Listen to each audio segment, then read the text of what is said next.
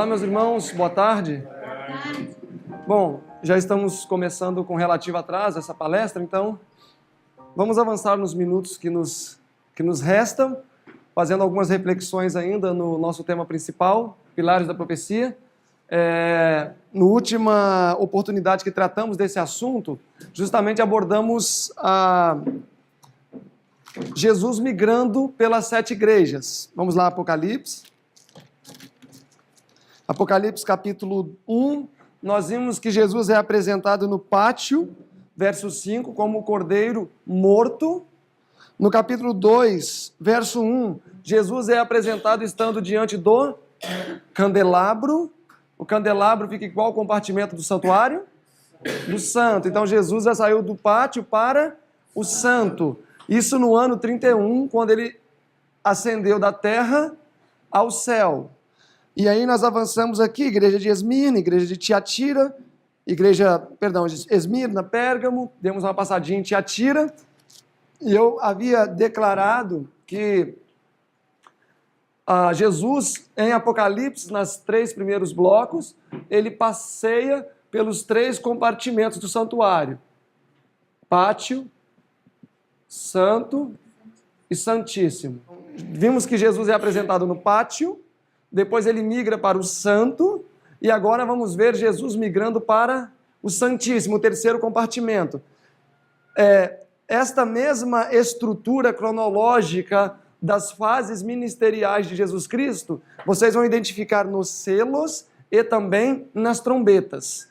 Esses 3 blocos, as 7 igrejas, os 7 selos e as 7 trombetas, eles se repetem, porém eles são contemporâneos uns com os outros. Ou seja, trombetas, selos e igrejas não acontecem, às vezes, como muitos creem. Terminou as igrejas, começam os selos. Terminou os selos, começam as trombetas. Não. É a mesma história de tempo, vista ou narrada de prismas diferentes. Então, as trombetas, as 7 igrejas, Jesus é apresentado no pátio. Ano 31, os selos e as trombetas vão seguir o mesmo princípio, porém cada uma das 3 abordando aspectos diferentes da história. Esse é um fato importante, tá? Então nós já vimos, é claro que eu creio que não vai dar para a gente repassar tudo, os selos e também as trombetas, mas pelo menos vamos avançar nos selos, nas igrejas. Vamos para a igreja de Sardes, capítulo 3, verso 1. Apocalipse 3, verso 1. E ao anjo da igreja que está em Sardes escreve: Isto diz o que tem os 7 Espíritos de Deus e as 7 estrelas. Conheça as tuas obras, que tens nome de que vives e está morto. A igreja de Sardes é a igreja que precedeu o movimento milerita. Então vou repassar o desenvolvimento das igrejas. Igreja de Pérgamo, igreja de Éfeso, fundada por Jesus, ano 31 ao ano 100. Esmirna, ano 100 a 303, 13 ou ainda 23. A igreja de Pérgamo, uma dessas 3 datas, a 538. Igreja de Tiatira, 538 até 1798.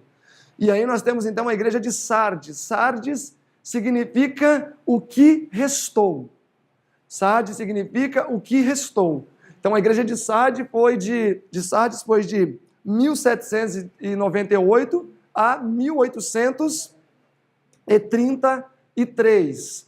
Período em que as pregações de Guilherme Miller avançaram com mais vigor, com mais força. O que restou? Justamente foi a fase da igreja do que restou da reforma protestante, da reforma protestante. A igreja de Sardes, na verdade, era a igreja de Deus composta por várias denominações. Nesse período, a igreja de Deus, os fiéis da igreja de Deus estavam espalhados em todas as denominações. O plano de Deus era que, na fase de Filadélfia, todos esses sinceros viessem a se agregar, como aconteceu. Então, durante o período da igreja de Sardes, que vai do capítulo 3, verso 1 até o verso 6, nós estamos falando de momentos anteriores ao início do juízo investigativo em 1844. O texto diz que eles tinham o nome de que viviam, mas estavam mortos. O que é ter o nome de que vive e está morto? O que seria isso? Tens nome de que vives, mas está morto. É professar uma coisa que não vive. Simplesmente uma pessoa que professa aquilo que não é uma realidade na sua vida. Avançar no estudo das igrejas, é difícil avançar, né? Porque esse ponto aqui daríamos para refletir tanto. É muito comum, às vezes até pessoas que nos cercam têm a aparência de que está vivo. Fala como se estivesse vivo, mas no fundo, está morto. Só tem aparência. Versículo 2: Sê vigilante e confirma os restantes que estão para morrer, porque não achei as tuas obras perfeitas diante de Deus. Verso 4: Mas também tens em Sardes algumas poucas pessoas que não contaminaram as suas vestes. Me diga um nome que estava em Sardes que não contaminou as suas vestes. Vamos ver se vocês entenderam. Me diga um nome que estava em Sardes que não contaminou as vestes. Guilherme Miller, Charles Fichte, José Bates, Tiago White, muitos outros que estavam dentro dessas igrejas, a própria família da irmã White, que não haviam contaminado as suas vestes. Mas também tem em Sardes algumas poucas pessoas que não contaminaram suas vestes, e comigo andarão vestidos de branco, porquanto são dignas disto. Verso 5: O que vencer será vestido de vestes brancas. Meus irmãos, o verbo vencer está em qual tempo aqui no versículo 5? Está no futuro. O que vencer será vestido de vestes brancas. Então essa promessa estava no futuro. E de maneira nenhuma riscarei o seu nome do livro. Aqui está anunciando o quê? O que está sendo anunciado no verso 5? Juízo, mas mais específico. Porque o juízo acontece tantas vezes. O juízo investigativo. Aqui está fazendo um anúncio de 1844. Olha, aquele que vencer, quando? No início do juízo investigativo, só para a gente ver a cronologia, nós estamos antes de 1844. Então o verso já está predizendo que prestes viria o juízo investigativo. E isso aconteceria justamente o início no período da igreja de Filadélfia. O que vencer será vestido de veste branca, e de maneira nenhuma riscarei o seu nome do livro da vida. E confessarei o seu nome diante do Pai e diante dos meus anjos. Daniel 7,10. Milhares de anjos assistiam o juízo. Então a igreja de Sardes justamente está no contexto do surgimento da igreja de Filadélfia, período em que nós iríamos fazer uma transição do período de Jesus no Santo para o Santíssimo. Então, como nós já vimos que no capítulo 1 Jesus é apresentado no pátio, aquele cordeiro como havendo sido morto. Capítulo 2, verso 1, Jesus é apresentado no Santo, pois ele está diante do candelabro. Agora nós precisamos ver Jesus ir para o Santíssimo. Agora sim, capítulo 3, verso 7. E ao anjo da igreja que está em Filadélfia escreve: Isto diz o santo e o verdadeiro, o que tem a chave de Davi, e o que abre ninguém fecha, e o que fecha ninguém abre. Conheça as tuas obras, verso 8. Eis que diante de ti eu pus uma porta aberta, e ninguém a pode fechar, porque tendo pouca força, guardastes a minha palavra e não negastes o meu nome. Então, aqui nesse período de Filadélfia, Jesus fechou uma porta e abriu outra porta. Qual porta foi fechada e qual porta foi aberta? Todos concordam com o irmão? Vocês entenderam a pergunta?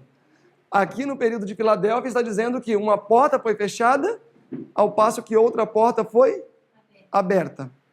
Qual porta foi fechada e qual porta foi aberta? Foi aberto.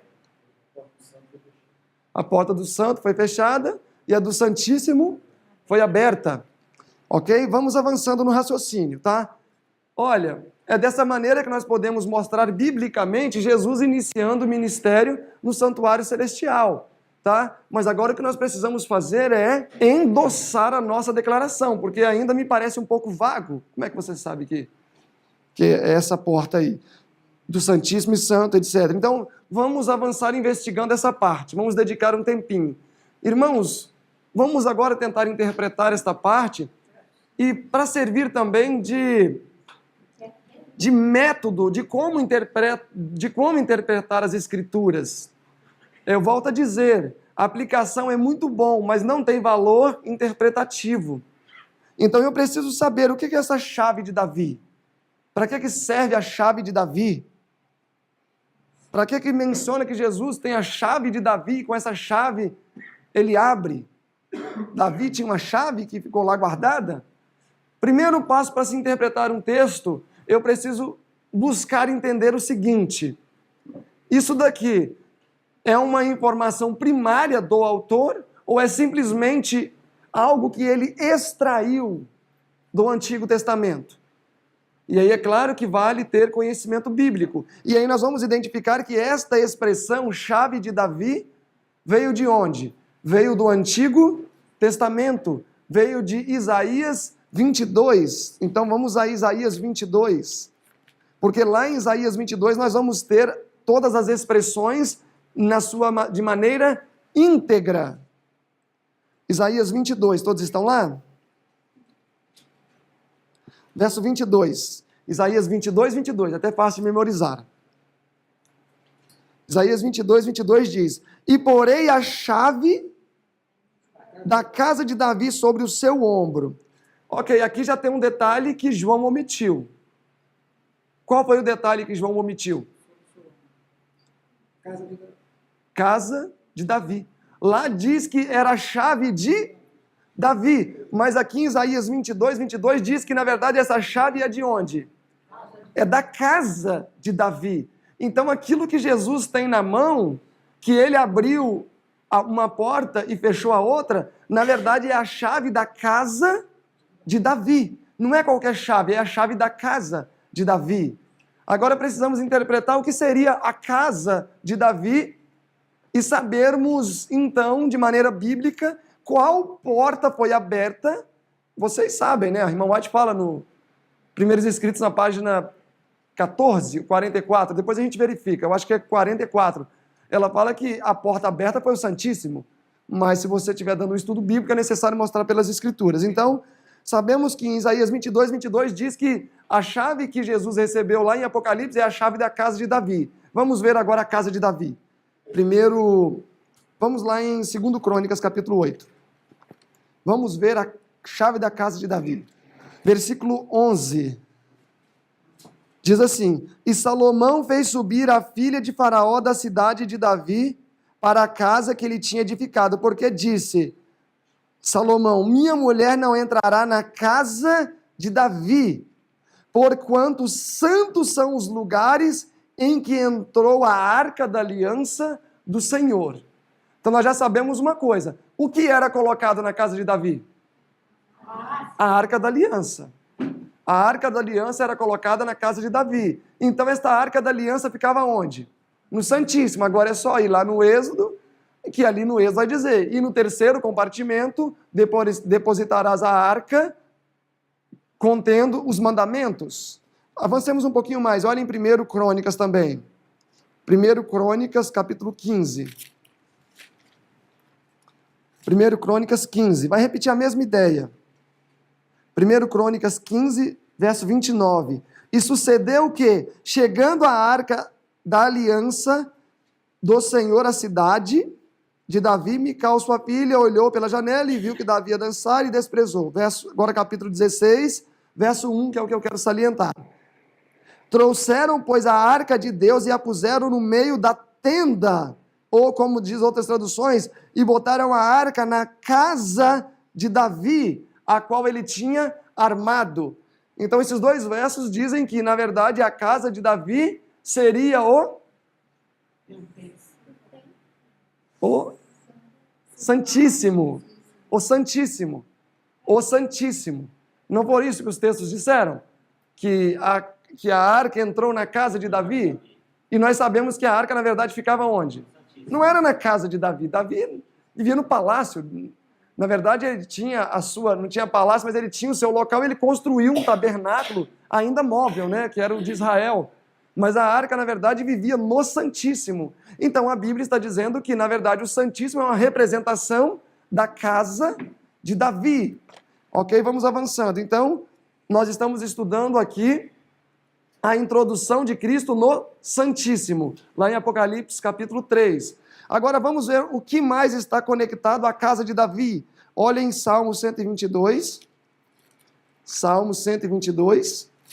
O que tem mais na casa de Davi? Salmo 122. Todos estão lá? Versículo 5 diz: pois ali, se referindo ao santuário, estão os tronos do juízo, os tronos da casa de Davi. Então, onde está o trono do juízo? Na casa de Davi. E a casa de Davi é onde? No Santíssimo. E aí nós conectaríamos isso com Tiago, que diz que seremos julgados segundo a lei da liberdade, segundo a lei de Deus. Então, quando a Bíblia diz que Jesus recebeu uma chave e que esta chave era a chave para abrir a casa de Davi, Jesus, na verdade, estava abrindo o juízo, porque com base na lei que estava no Santíssimo, iria ocorrer o quê? O juízo. Voltem comigo a Isaías 22, só para refrescar a memória. Isaías 22, verso 22, e porei a chave da casa de Davi sobre o seu ombro. Naturalmente, creio que todos sabem que Isaías 22 é um capítulo messiânico. Naturalmente vai estar falando de quem aqui? De Jesus. Agora, que interessante, essa chave vai estar onde? No ombro. Geralmente as chaves são colocadas no mínimo onde? No bolso, né? Mas esta chave é grande, eu imagino, porque ela é colocada sobre o ombro. Ou isso quer dizer outra coisa? Agora nós já identificamos que a chave abre o quê? Na interpretação, abre o Santíssimo. Por que o Santíssimo precisa ser aberto? Para iniciar o juízo. E o padrão do juízo está onde? No Santíssimo. Agora vamos interpretar o que seria a chave. É a chave, vamos ver o que seria a chave. Ok, então fiquem com a expressão. No ombro? Também. Mas vamos ver aqui, bem claro, o que seria essa chave no ombro. O que seria essa chave no ombro? E de Jesus. Então vamos avançar. Isaías 9. Isaías 9, todos estão lá? Isaías 9, verso 6. Ó, porque um menino nasceu. Será que é um capítulo messiânico também? Porque um menino nasceu, um filho se nos deu, e o governo está sobre os seus ombros. O que seria então a chave? Autoridade para governar. Autoridade para governar, mas vai lançar mais sinônimos aqui. Vai lançar mais sinônimos. Porque um menino nos nasceu e um filho se nos deu, e o principado está sobre os seus ombros, e se chamará o seu nome maravilhoso, conselheiro, Deus forte, Pai da eternidade, príncipe da paz. Verso 7, parte importante. Do aumento do seu governo e da paz que não haverá fim sobre o trono de Davi, e no seu reino para o firmar e o fortificar com o juízo. Para o fortificar com o juízo. Vocês conseguiram ver a perfeita conexão com todos os elementos? Conseguiu ver, Betts? Todos os elementos se conectando? Então, o trono de Davi, segundo os Salmos, estão na casa de Davi, onde acontece o juízo. Jesus recebeu a autoridade para efetuar esse juízo, e o seu principado, o seu governo seria fortificado com o juízo. Ok? Vamos avançar para Apocalipse. Apocalipse capítulo 3. Verso 7. E ao anjo da igreja que está em Filadélfia escreve: isto diz o que é santo e o que é verdadeiro, o que tem a chave de Davi. Então já sabemos agora. O que é a chave de Davi? O governo. Jesus recebendo a autoridade para julgar. Sobre os ombros, serviço, né? Ele recebendo a autoridade para julgar. Essa chave abriria o Santíssimo. Por que ele teria que ir para o Santíssimo? Porque o padrão da lei está no Santíssimo. Porque o padrão do juízo, me perdoem, está no Santíssimo. Então era necessário Jesus entrar no Santíssimo. Então, no período da igreja de Filadélfia, Jesus passou para o Santíssimo. No período de Filadélfia. Todos conseguiram ver isso com clareza? Que Jesus no Santíssimo, foi para o Santíssimo nesse período? Primeiros escritos, na página 42, diz: vi que Jesus havia fechado a porta do lugar santo e nenhum homem podia abrir, e que ele abriu a porta do Santíssimo e nenhum homem poderia fechar. Então ela interpreta de maneira muito simples. Primeiros escritos, página 42, vocês podem ver no grande conflito, 435, ela vai repetir a mesma ideia, que Jesus fechou a porta do santo no período de Filadélfia e abriu a porta do Santíssimo, avançando assim para o Santíssimo. Vamos agora avançar para os selos, tá? Já que ainda temos um tempinho, vamos avançar para os selos e ver que nos selos acontece a mesma coisa. Jesus é apresentado no pátio, depois ele vai para o santo e depois para o Santíssimo. E a mesma coisa acontece com as trombetas. Apocalipse 4. O capítulo 4 e o capítulo 5 deveriam ser entendidos juntos. O capítulo 4 e o capítulo 5 deveriam ser entendidos juntos. A irmã White tem uma citação que depois eu posso pegar para vocês, eu não me recordo a página, mas ela diz assim: o capítulo 5 do livro de Apocalipse deveria ser minuciosamente estudado por aqueles que estarão compondo a obra nos últimos dias. Ela diz que o capítulo 5 de Apocalipse deveria ser estudado cuidadosamente, ponto por ponto. Naturalmente, deve ser um capítulo com um excelente conteúdo. Capítulo 4 de Apocalipse, todos estão lá? Vejam bem, o capítulo 4 e o capítulo 5, ainda que seja uma leitura superficial, vocês vão perceber que é a mesma história. Ele não deveria estar dividido. Quando apresenta o capítulo 4, verso 11, os anjos adorando, porque por sua vontade todos foram criados, todas as coisas. Os capítulo 5, verso 1, e vi na destra do que estava sentado no trono. É uma mesma história. É a recepção de Jesus no céu no ano 31. Né? A irmã White comenta isso no último capítulo do Desejado. Ela vai comentando tudo isso daqui. Alguns comentaristas, até o Araceli de Mello, talvez não tinha toda a luz, né, ainda sobre o assunto, mas ele coloca o capítulo 4 como o início do juízo investigativo, em 1844, por causa de algumas similaridades que aqui existem. Um trono, um assentado sobre o trono, criaturas adorando, etc. Mas quando se avalia com um pouco mais de cuidado, vai ficar bem claro que, na verdade, aqui Jesus está sendo introduzido no Santo e não no Santíssimo. É o início do ministério de Jesus no Santo. Ó, o capítulo 4, verso 5. E do trono saíram relâmpagos, trovões e vozes, e diante do trono ardiam o quê? 7 lâmpadas de fogo. O candelabro com 7 lâmpadas ficava onde? No Santo. Então não pode ser o Santíssimo. Jesus aqui no capítulo 4 está no Santo. Olhem o capítulo 5, versículo 6. E olhei e eis que estava no meio do trono e dos 4 animais viventes e entre os anciãos um cordeiro como havendo sido morto. O cordeiro era morto onde? No pátio. Então, na introdução aos selos, Jesus está sendo apresentado no pátio. Então, na verdade, nós voltamos ao ano 31. 7 igrejas. 7 igrejas é igual a 31. 7 selos é igual a ano 31. Nós voltamos ao ano 31. Na introdução às 7 igrejas, Jesus é apresentado no pátio. Na introdução, os 7 selos, Jesus também é apresentado no pátio. Jesus ele vai sempre acompanhar a estrutura do santuário aqui no Apocalipse. Sempre ele vai acompanhar. Então, aqui no capítulo 4 e 5, Jesus está sendo apresentado no santo. Eu vou fazer só aqui um objetozinho para a gente entender. 2, 4, 3, 6, 7. Candelabro. E aqui do lado do candelabro era o quê? A mesa, e aqui o altar de incenso.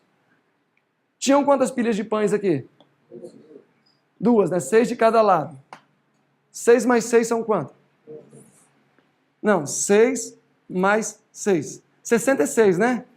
6 e 6. Não, é igual os livros da Bíblia, não são 66 também? Então, 6 é 6.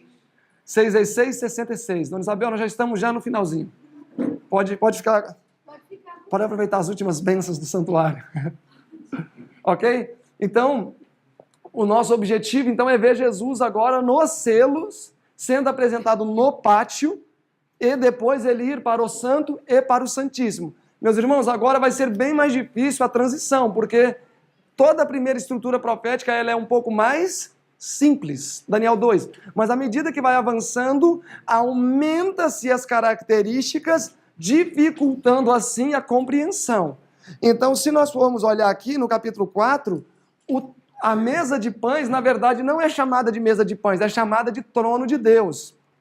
É chamada de trono de Deus.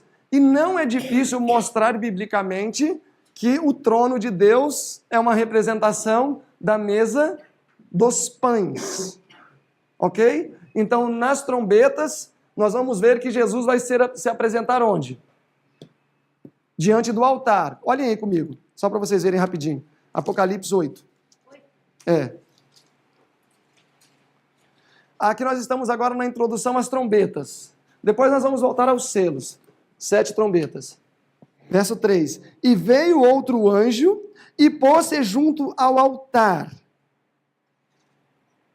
tendo um incensário de ouro, e foi-lhe dado muito incenso. Nós temos um anjo com incenso na mão, intercedendo, para pôr junto com as orações dos santos, e sobre o altar de ouro que está diante do trono. Quem é que está diante de um altar com incenso, unindo as orações dos santos? Era Jesus. Esse altar ficava onde? No santo. Então, notem que as 7 igrejas, Jesus foi apresentado diante de qual móvel? Do candelabro. Nas 7 trombetas, Jesus está sendo apresentado diante de qual móvel? O altar de incenso. E os selos, ele foi apresentado diante da mesa. Então, notem que para cada um dos 3 móveis do santuário, houve toda uma construção profética que de alguma maneira tem relação com aquele mobiliário. Qual é o papel da igreja? Qual é o papel da igreja? Ser luz. Não é isso? O papel da igreja é ser luz. Testemunho Seleto, página 55, volume 2. Deus separou Israel das nações para que eles pudessem ser luz no mundo. O altar de incenso, intercessão. Por que nas trombetas Jesus é apresentado diante do móvel que apresenta intercessão? Por quê? Porque Jesus, no período das trombetas, é apresentado diante do móvel símbolo de intercessão. Porque nas trombetas nós vamos ver a porta da graça se fechando para alguém. E nós vamos ver, se tiver oportunidade, no próximo encontro, para quem a porta da graça estava se fechando. Então era óbvio que a porta da graça ia se fechar, afinal de intercessão, ele teria que ser apresentado diante de qual móvel? O altar de incenso. Diante da mesa dos pães, os selos. O período dos selos, nós vamos ver que houve uma manipulação da palavra de Deus. Olhem o capítulo 6, ó. Capítulo 6, verso 5. E havendo aberto o terceiro selo, eis que ouvi o terceiro animal dizendo, vem, veio, olhei um cavalo preto.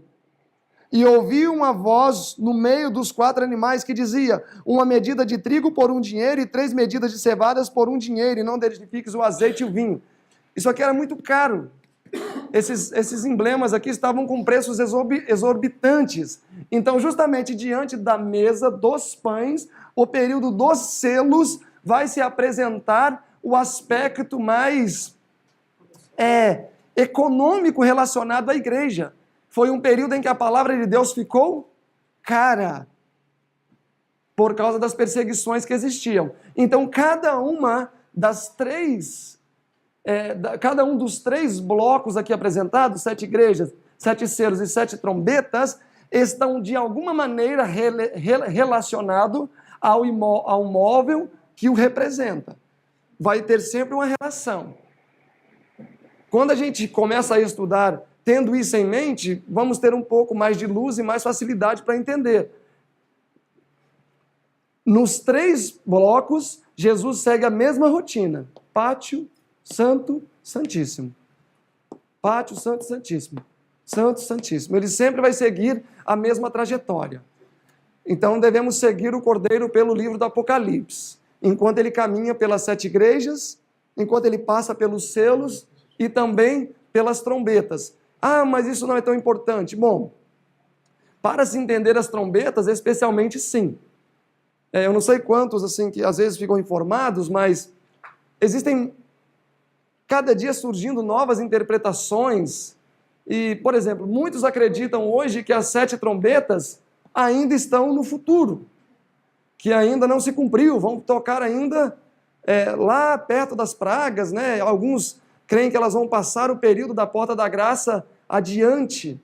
Mas quando eu entendo de maneira lógica que as trombetas estão relacionadas ao santuário, a aplicação dela não deve estar no futuro. Mas ela tem que acompanhar o quê? A mesma escala de trajetória das igrejas e dos selos. A mesma escala cronológica de desenvolvimento de eventos, tá? E na próxima oportunidade, se Deus quiser, a gente vai avançar a partir desse ponto, então. A partir dos selos. Nós vamos ver vários versos maravilhosos para mostrar que o trono de Apocalipse 4, na verdade, é a mesa dos pães. Nós vamos ver versos, por exemplo, que diz que a mesa tinha 2 pilhas de pães. Sabem qual outro elemento importante que a mesa tinha? 2 pilhas de pães poderíamos subentender. Um trono, Jesus, o outro, Deus. Mas além de 2 pilhas de pães, sabe o que mais tinha ali? Tinha vinho e uma outra coisa importante. 2 coroas. A mesa de pães tinha 2 coroas também. Uma para quem? Para Deus e a outra para Jesus. Então, nesse período aqui, nós vamos ver, de maneira clara, na próxima oportunidade, que o trono representa a mesa e que nos selos, Jesus é apresentado diante deste móvel do santuário. E que nas trombetas ele é apresentado diante deste móvel. E que em ambos os períodos proféticos, os 3 períodos de 7 anos, Jesus é apresentado em cada um dos compartimentos, culminando cada um com o seu ministério no Santíssimo.